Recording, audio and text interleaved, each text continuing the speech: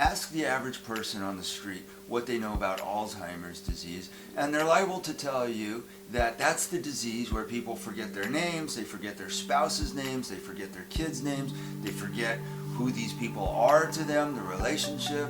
And while that's true, it's kind of like saying that cancer is just about losing your hair.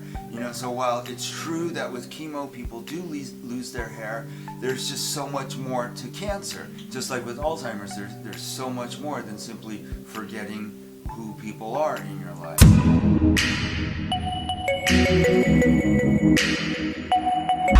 Last year I had the privilege of interviewing Karen Boyer, who is the widow of Gene Wilder.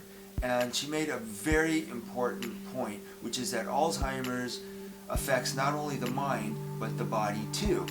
And the reason that's so important is because the physical decline also degrades the quality of life for the person. So it's not just the mental decline, but it's also the physical decline. So for example, my dad is now having troubles taking his medicine and his vitamin pills with water. What happens is the pills wash back out of his mouth into the cup. Alzheimer's also brings urine incontinence and bowel incontinence. There's forgetting how to walk. When my dad gets into the shower, he counts out the process of grabbing three safety bars in the shower. He'll count 1, 2, 3. These are the steps of getting into the shower for him, and he reminds himself, he makes himself aware of the process by counting out loud. It's because of the physical and cognitive decline. There's losing the dexterity of how to handle silverware. Then there's just plain old forgetting what the silverware even is. So what's the point? Well, all of this witnessing day by day, this decline and degrade of our loved ones, has a profound effect on us family caregivers, as you would expect. And because it's this daily onslaught, we tend to, in a sense, become desensitized to it. We don't see it necessarily in the small granular steps of decline.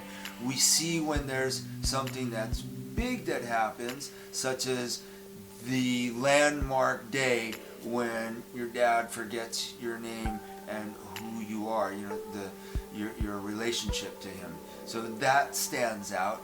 But just another day of bowel incontinence, just another day of urine incontinence, you sort of become desensitized to this, and yet it has, as I say, a very profound effect on us. And you really tend to notice that effect when you step away from the situation for a day, 2 days, or even just a few hours being around other people who are healthy. And then coming back, by contrast, coming back to the situation with your loved one who's living with Alzheimer's, you see just how difficult the situation is.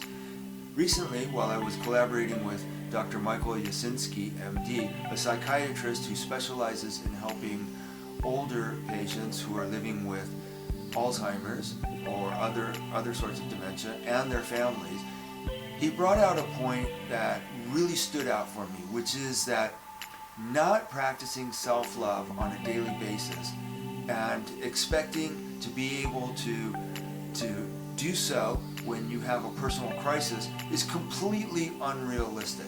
And so I got to thinking, take for example the Navy SEALs, right? They make a career of practicing and preparing for a crisis. Or look at an Olympic athlete.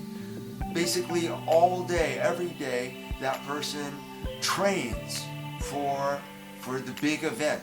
And not only that, but they have, step by step, day by day, they train for lesser events, building up to the big Olympic event. And it's this way with mindfulness too. Practicing day by day makes us strong in our awareness so that when we do have a personal crisis, we're able to be there for ourselves and to have self-compassion. Michael called it self-love. I would call it self-compassion through mindfulness practice. So what can you do to start your mindfulness practice? Well, the first thing that you can do, which is really simple, you can start right now, is to say to yourself, I'm breathing in, and breathe in. And then breathe out. Say to yourself, I'm breathing out. And doing this 3 or 4 times, saying to yourself, I'm breathing in and I'm breathing out, has the profound effect of putting you smack dab in the present moment. So if you practice mindfulness, when the day does come when your loved one forgets your name and your relation to him, as was the case for me today, then we can remind ourselves, we'll be aware enough to remind ourselves that with Alzheimer's, today is as good as it's going to get, and that will help us just be grateful for the present moment. Okay, there's 31. There's 31 days to